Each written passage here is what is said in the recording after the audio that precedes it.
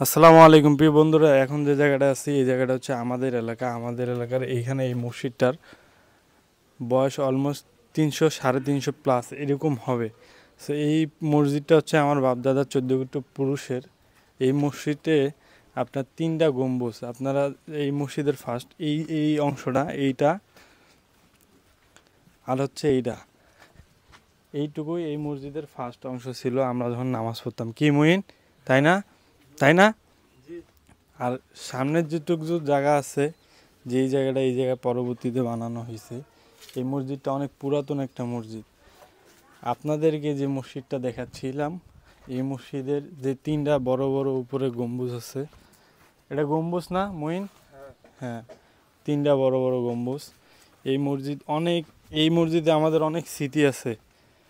ছোটোবেলার এই সাইডটা অনেক স্মৃতি আছে। আপনার এলাকায় যদি এরকম কোনো পুরাতন স্মৃতি থেকে থাকে তাহলে সেটা আপনি আমাদেরকে দেখাইতে পারেন।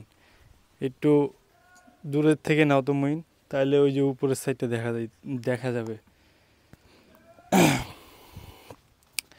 এলাকাতে আমি যতটুকু শুনছি বা আমি যতটুকু আমার মানে ভাই ব্রাদার আত্মীয় স্বজন ভাগিদারি যার কাছ থেকে শুনছি যে এই মসজিদের ইতিহাস অনেক, যেটা আমার আর কি মোটামুটি ওরকমটা জানা নেই। বাট এই মসজিদের ইতিহাস অনেক অনেক, কারণ এটা 350 বছর আগের মসজিদ।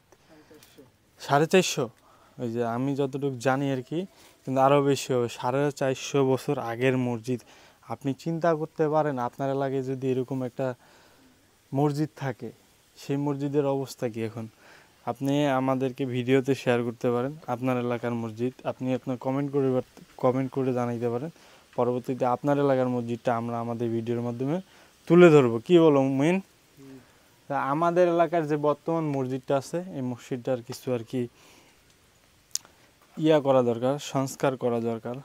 যেরকম বর্তমানে এদিকে ওয়াল টল ফিরে ফিরে পুরা করা হয়ে গেছে।